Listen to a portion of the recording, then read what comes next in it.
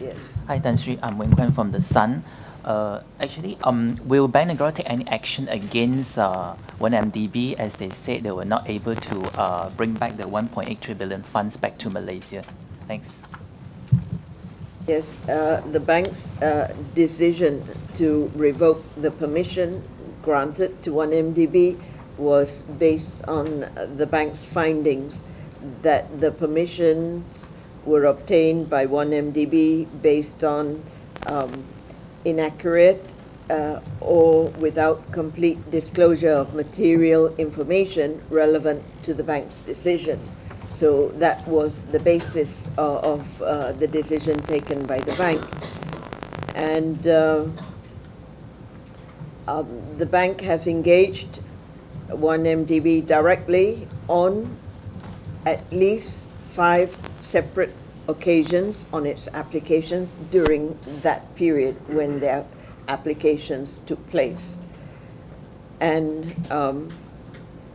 we had information obtained by the bank during these engagements, and numerous related correspondences with 1MDB were considered by the bank in its decision to grant the permissions for 1MDB's investments abroad.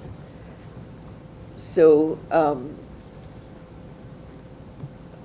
Bank Negara Malaysia is now evaluating 1MDB's response to this administrative order.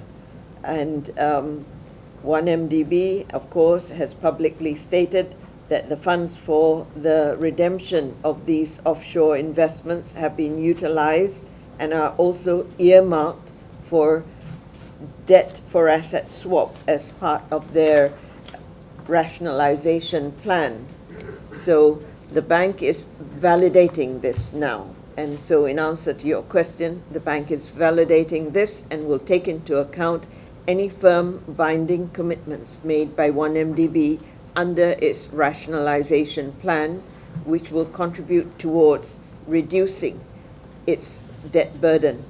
And this is important to achieve a swift and rapid resolution of its financial position and ensure that it can continue to meet its outstanding debt obligations going forward. So that is the status. Tan Sri, just more question on the 1MDB. What is your response to it, Tan Sri Apandi Ali's statement say that 1MDB cannot be blamed cannot be faulted for this because the Bank Negara did not ask for it. And then just follow on that questions, have Bank Negara Malaysia done any mistake into its probe into 1MDB? Thanks.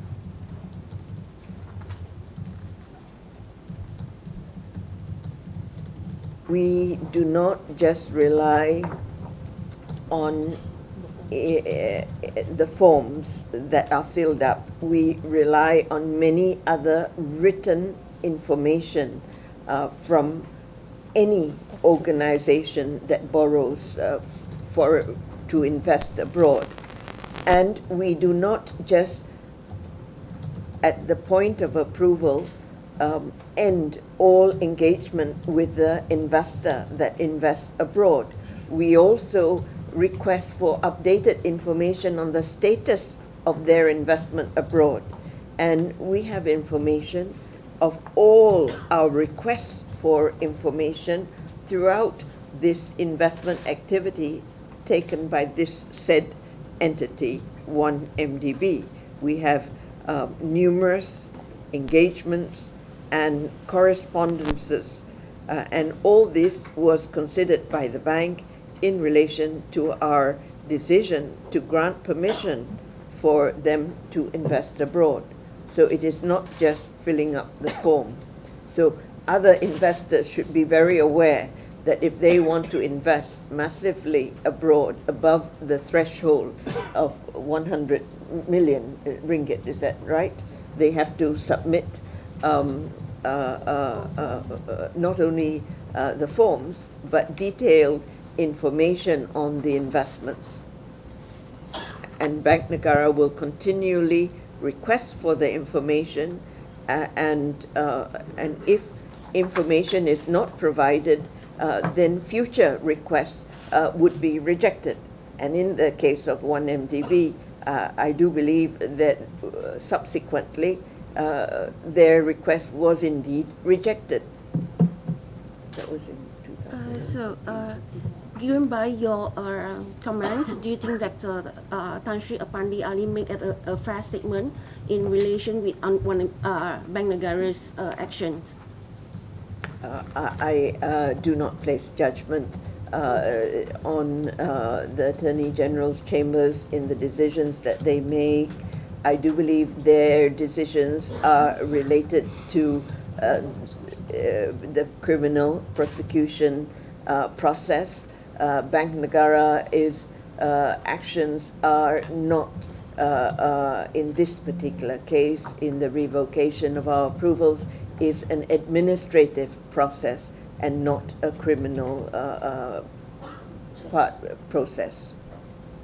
Tan Sri, just now you say that you're verifying the information that 1MDB have utilized the money and not able to repatriate. And then following that, you say that if any other company were to refuse an order by 1MDB, they will be rejected the transaction. So this will apply on 1MDB as well. No, can you repeat?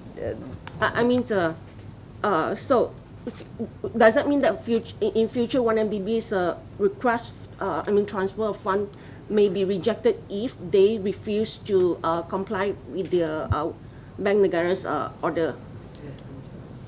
Well, what I was referring to was in 2014, there was a rejection of their application.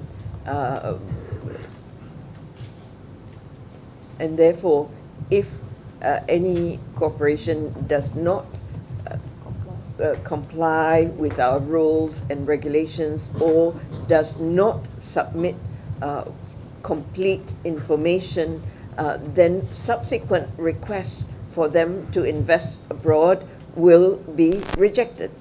They have to comply with the rules and regulations.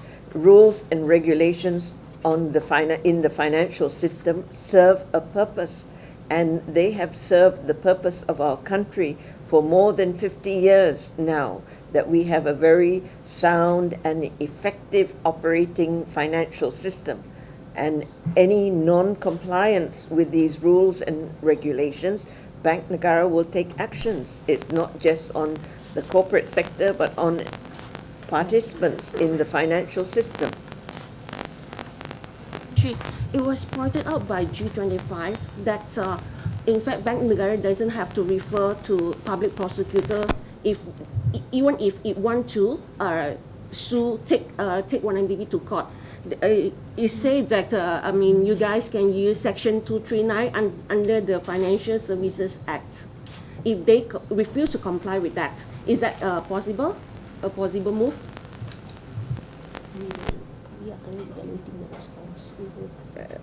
Well, at this stage, we are evaluating their response to the actions that we have taken, and we will make an assessment before proceeding forward. Yeah.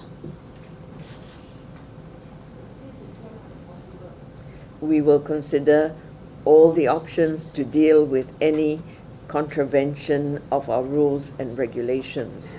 This is important.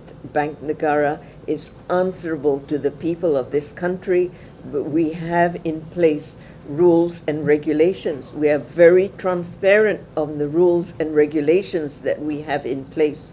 And there's a very important reason for having rules and regulations. It is so that our financial system will function effectively and efficiently for people who live in this country, for people who are doing business in this country. Just to clarify, Tan Sri, back to my question, whether Bank Negara have made any mistake on its probe. You did not directly, but you imply that no, right? No, no.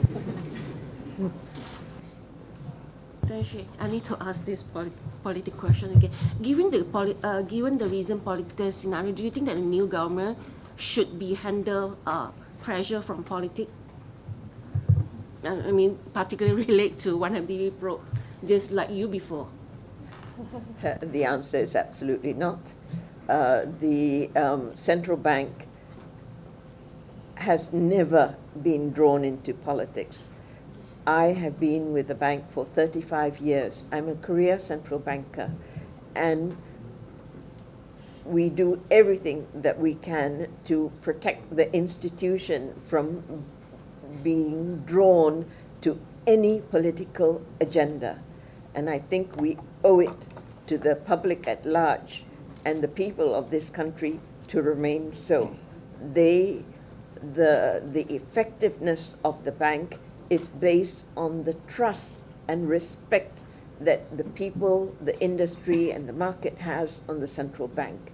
And therefore, we will not be drawn into any political developments or any political agenda. We just are focused on doing our job, and our job remains in ensuring macroeconomic stability, financial stability, so that people can function in a stable economic and financial environment. On the 1MDB issue, how soon can we expect Bank Negara complete its validating with 1MDB statement, which it has utilized its funds overseas?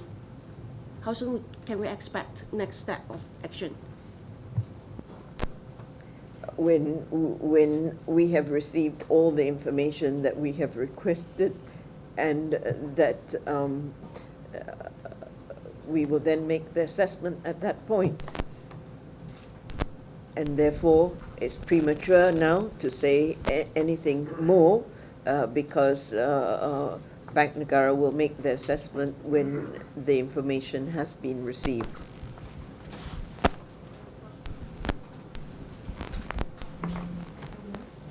All right. Yes.